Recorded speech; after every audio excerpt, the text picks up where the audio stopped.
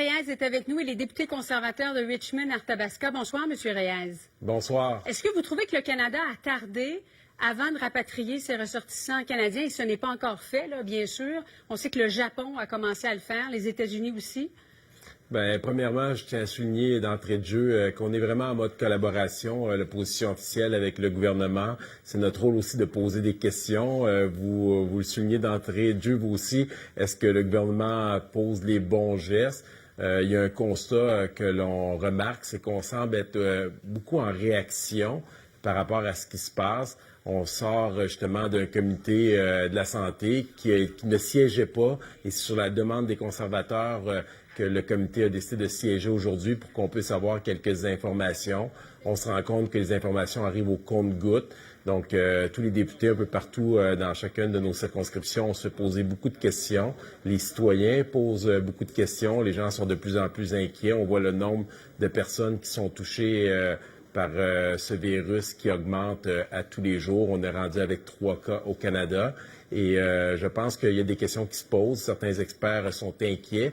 D'autres souhaitent minimiser l'impact. Mais je pense qu'on ne peut pas se permettre de ne pas poser des gestes concrets maintenant. Donc, c'était la chose à faire, là, de rapatrier les ressortissants canadiens, si je comprends bien.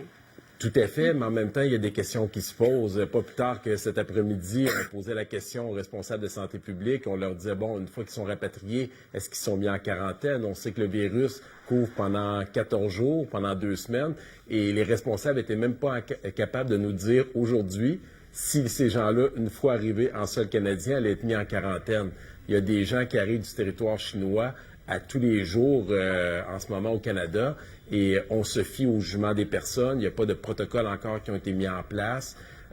Là-dessus, je vous dirais, c'est questionnant, puis ça pose de sérieuses questions. Bien, oui, parce qu'il y a un avion, justement, à l'aéroport Montréal-Trudeau qui est arrivé cet après-midi en provenance de la Chine. Effectivement, il n'y a aucun examen qui a été fait. En même temps, est-ce qu'il faut mettre tous les voyageurs en quarantaine, ceux qui proviennent de la Chine, alors que la période d'incubation est 2 semaines? Donc, ils ne présentent peut-être pas de symptômes, mais ils sont peut-être porteurs du virus. Comment le savoir? On ne va pas les laisser en quarantaine 2 semaines?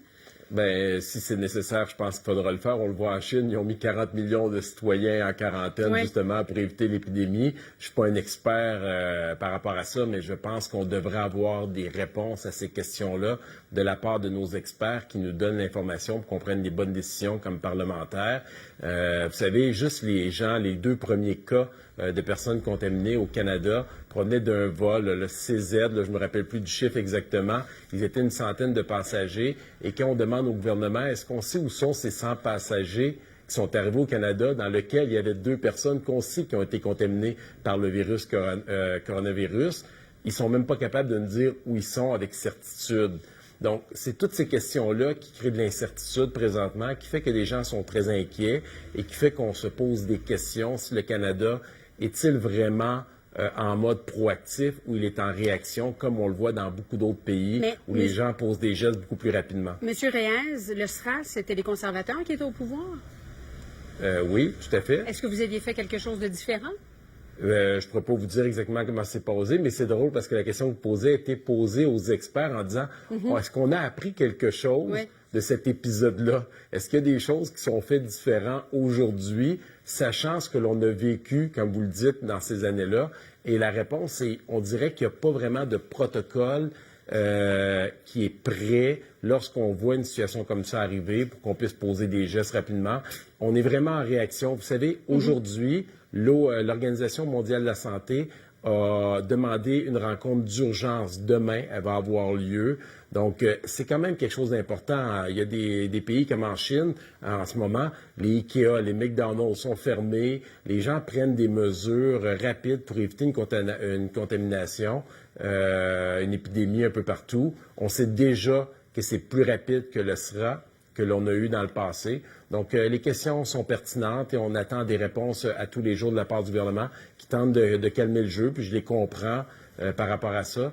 Mais on souhaiterait des réponses plus rapides, plus d'informations pour nous permettre, nous, après ça, de répondre aux questions des citoyens et éviter de la panique ou des questionnements qui ne seraient pas nécessairement nécessaires. Et au cours de la dernière heure, le bilan des décès a encore augmenté. On est rendu à 169 morts, 7000 cas. Et moi, c'est là vraiment où il y a une lumière qui s'est allumée, là, parce qu'il y a 1000 cas de plus qu'au début de la journée. Donc, c'est vraiment le nombre de cas qui ne cesse d'augmenter. Monsieur Reyes, il y a un travail diplomatique à faire de la part de M. Champagne. On ne peut pas dire que nos relations, là, depuis qu'une des dirigeantes de Huawei a été arrêtée en 2018 à Vancouver, on ne peut pas dire que ça va très, très bien avec la Chine. Ça va pouvoir prendre combien de temps, vous croyez, avant de pouvoir convaincre les Chinois de faire atterrir l'appareil qu'on a sécurisé pour rapatrier les ressortissants canadiens? Je souhaite que le ministre réussisse à avoir des autorisations rapidement. J'espère que les dégâts du passé des relations du Canada, des fois, les gens ne se rendent pas compte dans ces échanges-là qu'on a au Parlement, qu'on fait valoir que les relations du Canada avec d'autres pays se sont détériorées au niveau international depuis quelques années avec le gouvernement de Justin Trudeau. Bien, on voit quand il arrive des situations comme ça, on le voit quand il y a eu la négociation avec les Américains, que ça a des impacts par la suite. Donc, je pense que pour des cas de santé, ils vont collaborer. M. Champagne fait bien son travail. Je l'apprécie beaucoup comme ministre, je tiens à le souligner. Je pense qu'il fait du mieux qu'il peut. Il ne peut pas réparer les pots cassés des dernières années à lui tout seul, mais on va espérer que les choses se passent bien. Nous, ce qu'on demande au gouvernement, c'est d'être ouvert. Il dit souvent, dans un gouvernement qui est minoritaire, la population veut qu'on soit collaboratif. On est là. Quand je vous dis, ça fait quand même quelques jours qu'on sait que cette épidémie qui est en train de d'éclore un peu partout, puis le comité de la santé, c'est sous la demande des conservateurs qu'il a été activé aujourd'hui pour pouvoir répondre aux questions des parlementaires de tous les partis politiques. Et les réponses que l'on a eues, je peux vous dire, n'étaient pas nécessairement sécurisantes pour tout le monde. Alain Reyes, qui est avec nous, député conservateur de Richmond, Arthabasca. Merci beaucoup. Ça fait plaisir. Bonne soirée à tout le monde. À vous aussi.